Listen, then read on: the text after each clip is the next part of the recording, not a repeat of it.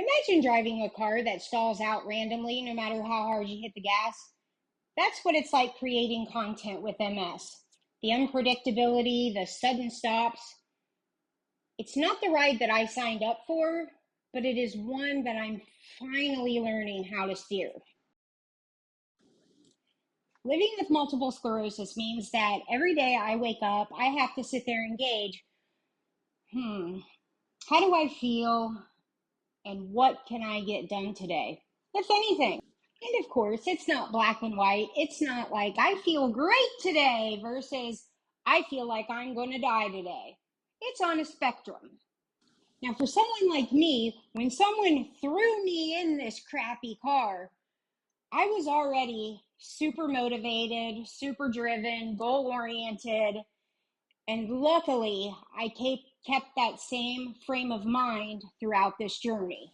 And it's a really good thing that I had that grit, misunderstood grit, and that drive, or else I would still be in a wheelchair today. And I really believe that because the doctors told me I was pretty much going to be in one or a walker for the rest of my life.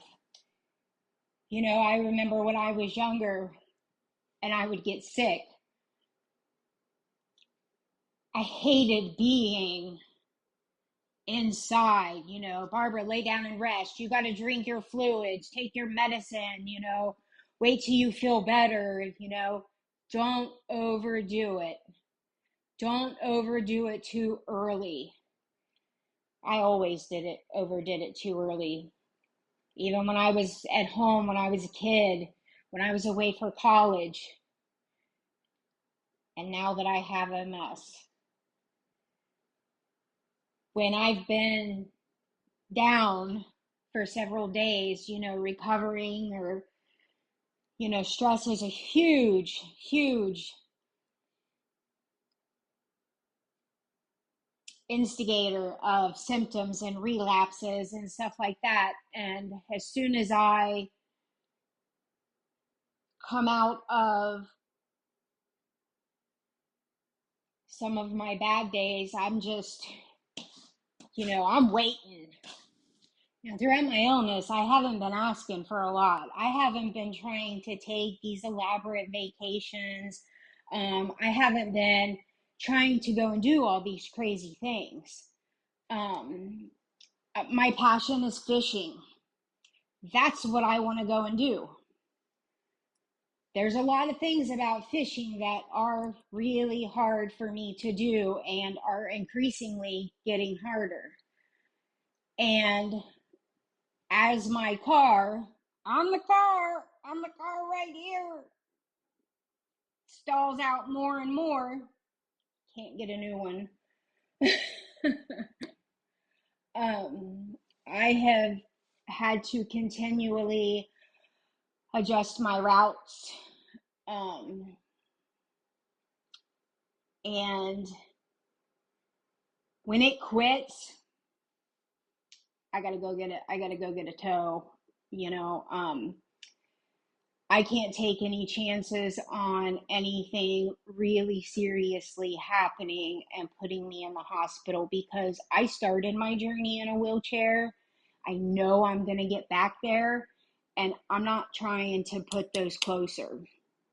My fear is because of my inconsistency, I might impact the community, not be there when somebody needs something right away that I can help with or emotionally support. Or I've made a promise for something like an important video, and no matter what and how hard I try, I can't make that video. Because I don't like to let people down. I have always been a woman of my word, of integrity, and I don't want to let anybody down. And so that's my fear, is that that's gonna overlap me breaking promises. And that worries me. And it worries me just that I can't be the kind of content creator that I want to be. And I want things so bad. This wasn't the plan. And I know that that's part of the journey.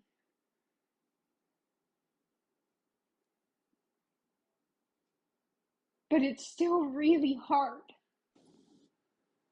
And sadly to say, that's not even my biggest fear. My biggest fear is that people who could really benefit from the things that I have to offer are not even going to be around to get that information because of my cognitive abilities or lack thereof. Because when I was in the hospital, I had so much neurological damage done in such a short amount of time that I did have brain damage that was done. And we found out in November of last year that it has progressed and will probably continue to progress. And I have problems with word finding and processing information, getting confused, um, putting my thoughts together, and um, things have already happened in my personal life where people get really frustrated with me because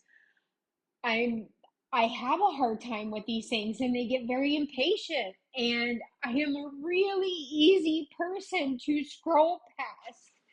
You know, when I came out of the hospital, I wish to God they would have been like, here's your girl, and given me someone like me to be like, she's been dealing with this for a decade now. She's going to help you with benefits and disability and medications and insurance companies and doctors and hospitals and anything that you need help navigating. She's your girl. She is now your best friend because this is going to turn into a full-time job for you. Even though you're on disability, it's a full-time job because it is, and I'm not lying. And this is your girl. I want to be that girl. I want to be that girl to help a lot of people at once. And I know I can do it. I know I can do it. But you guys have to trust me and give me a chance. For the people who really need to feel the connection and know and really know that I understand you, you watch these types of videos, okay? So that you know that I get you. Because I promise you, I get you. If you're in the multiple sclerosis, invisible illness type stuff, I get you. I get you. But if you ain't here for all that, you don't care about that type of stuff. You just want like the facts, the resources, the websites, and like then you watch those types of videos. I'm going to have the playlists. I'm going to have it divided up. So go through the channel and pick what you need.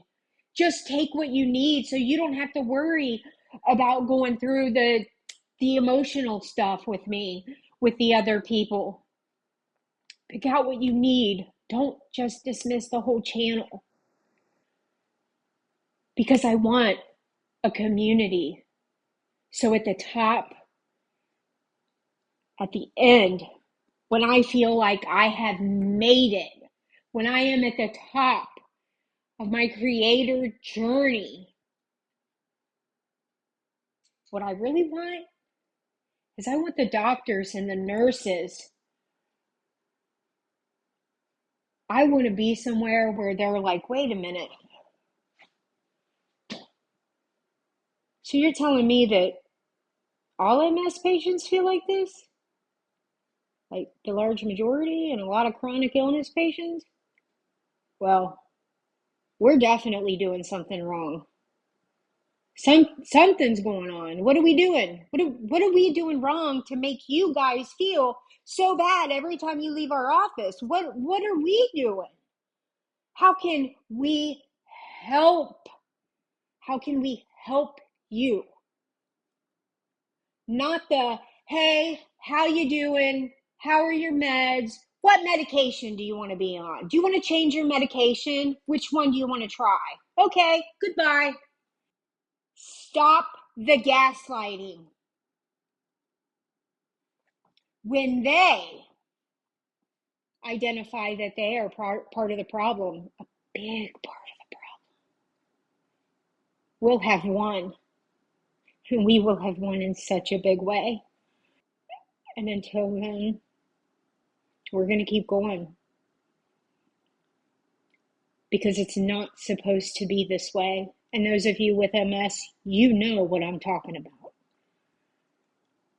And we're going to address so much on this channel. I just beg you to trust me. I will help you in some way. I know I can do it. I'll help you. You just got to give me a chance.